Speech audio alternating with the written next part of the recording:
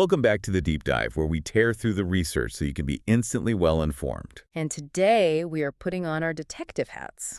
We definitely are. We're getting into a really fascinating look at the true crime podcast landscape, mapping out where the genre is headed in, well, 2025 and 2026. Yeah, the sources are pretty clear on this. They call it the ultimate destination for people who want to, and I love this phrase, exercise their paranoia muscles. It's a great phrase, and it's not just about entertainment, is it? It's about turning that fear into something you can understand. Exactly. The scene is just bursting with these noteworthy tales. So the question isn't if you should listen, but which specific style of show is right for you right now. And that's really our mission here. We're not just giving you a reading list. Well, We're trying to provide a shortcut, categorizing these shows from the classics to the exciting, fresh voices. all based on their narrative style, their intensity, and even the psychological effect they're going for. Yeah, you need to know the classics that set the tone and then the new trends that are shaking things up. Okay, so let's start with those foundational series, the timeless shows. The heavy hitters. Exactly. They still dominate the charts, and it's not just because they were first. The source material says their storytelling is second to none. Right. They set the gold standard. Every new show is either building on what they did or, actively reacting against it. So when you look at these classics, what's the big takeaway? It really boils down to how they satisfy two completely different needs. You have the need for, say, comfort and community on one side, Okay. and on the other you have this desire for unfiltered facts and real intensity. The comfort side is so interesting to me. I mean, you're dealing with these incredibly grim subjects, yet the goal is to make it feel almost safe. It's a paradox, right? Yeah. But Crime Junkie absolutely mastered this. They blend meticulous casework with this very supportive, empathetic tone. So it contains the darkness, in a way. That's a great way to put it. The source calls it true crime cuddles. True crime cuddles. Yeah, it sounds like a contradiction, but it's a brilliant strategy. And you see a similar thing with Morbid. It's that community vibe, mixing deep research with witty banter. Right, the true crime cocktail. It's like you're just sitting with friends, talking about something dark over drinks. Precisely. So those shows let you engage with the frightening without feeling genuinely vulnerable. Okay, so that's the comfort camp. What about the shows that take a more professional or even literary approach? That's where the production value just goes through the roof. You've got Dateline NBC, of course, The classic. which brings that professional journalism and cinematic style straight from TV. But the real contrast, I think, is Criminal. Oh, I love Criminal. Phoebe Judge's voice. It's incredible. The source calls it a warm, honeyed voice, and she guides you through these stories with such poetic grace. It's all about thoughtful reflection, not the gruesome details. It proves that true crime can be sophisticated, right?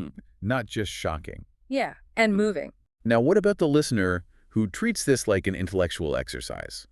The serious sleuths who just want the data. For them, the market has a very cold, analytical counterpoint to all that friendly banter. And that would be... That is definitively Case File out of Australia. It is known for its meticulously researched cold case facts delivered in this calm, deadpan narration. So no host opinions, just the information. Exactly. If your goal is to have the facts completely unvarnished, that's where you go. And we can't talk about classics without mentioning the show that, I mean, it redefined the entire genre.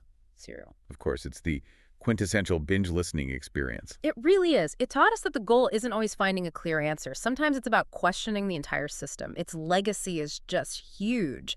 It showed a deep dive could change public perception of a case. So if that's the analytical end, what about the extreme opposite? The most intense stuff out there? Right. For listeners who want that maximum psychological exposure, the sources point to shows that are, frankly, difficult to listen to. Sword and Scale is one. I've heard it's a lot. It is. It delivers raw, gritty audio. It is absolutely not for the faint-hearted. They use actual recordings, real testimony. It's immediate and very visceral. And what about Obscura? That one sounds different, more theatrical maybe. It is. It's less about the raw audio and more about atmospheric storytelling. They craft these immersive, dark art crime scenes. So it's like a gothic novel for your ears. That's a perfect description. And to do that, you need what the source calls Hollywood-level production quality. The sound design is a huge part of why the genre is exploding. Okay, before we move on, there's one more classic that kind of sits in the middle. Small Town Dicks. Yes, narrated by Yeardley Smith. It's so charming. It is. It gives you these relatable, homey law enforcement stories, Yeah. a comforting insider view that just shows the diversity of the genre, even among the old guard. That diversity is a perfect bridge, actually, to the exciting, fresh voices shaking things up for 2025 and 2026. Yeah, and the big takeaway here is the shift in the central question. It's moving away from simply who did it. Exactly, and it's moving toward how did the system fail? We are seeing a huge trend toward applying a social justice lens. A huge trend. The audience has heard a million cold case files. Now they want a systemic critique. So a show like Injustice, Killer Privilege. That's a prime example. It just fearlessly explores how crime and social status intersect. It leads to these thought-provoking revelations about privilege in the justice system. And you can really feel that shift from just facts to this real emotional dedication in the new shows.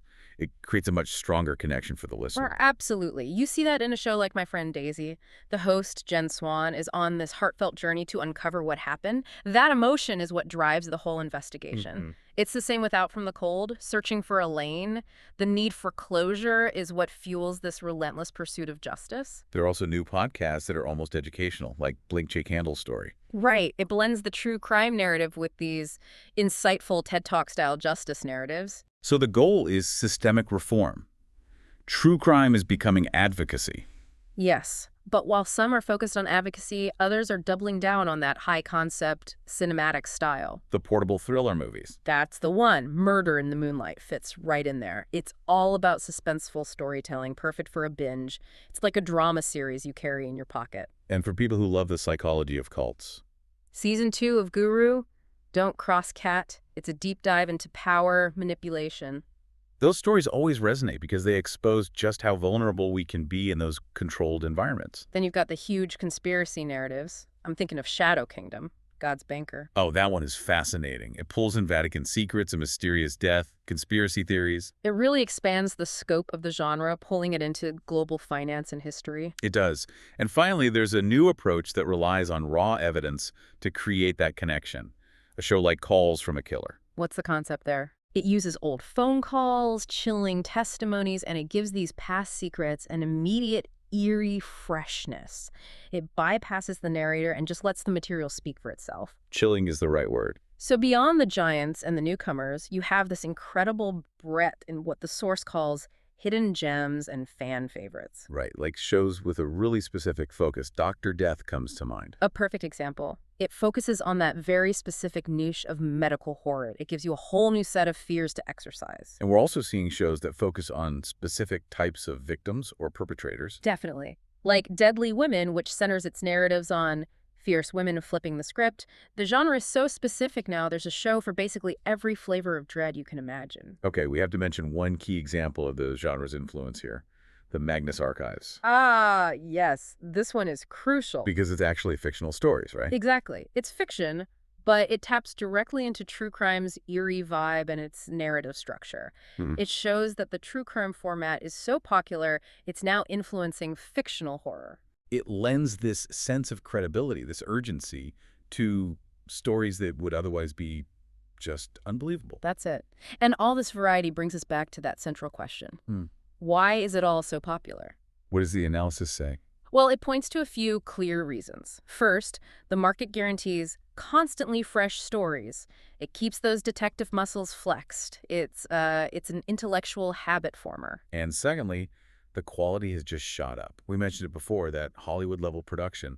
They're so immersive now. And maybe the most important thing, they foster connection. The community aspect. The community is key. You have these thriving true crime communities where listeners share theories, passion. It takes a topic that's all about isolation and fear and turns it into a shared social experience. So if you're ready to jump in, access is easier than ever. Everywhere. Apple Podcasts is the classic hub, but Spotify is really the all-in-one for new releases. And Audible is great for those polished documentary-style shows. And a lot of the indie shows, like Murder in the Moonlight, find their homes on distributors like RSS.com.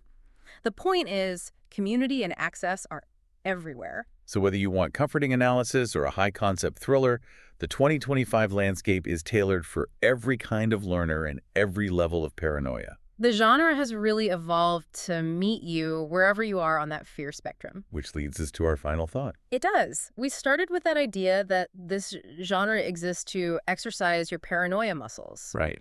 And if the source suggests that someone is always watching the shadows, what does that truly reveal about us? About human nature? We seek out the very things that frighten us most. We meticulously dissect them. And yet somehow we find profound comfort in that process. The psychological payoff is turning that raw, uncontrollable fear into structured, compartmentalized knowledge. It's a process that makes the world somehow feel a little safer.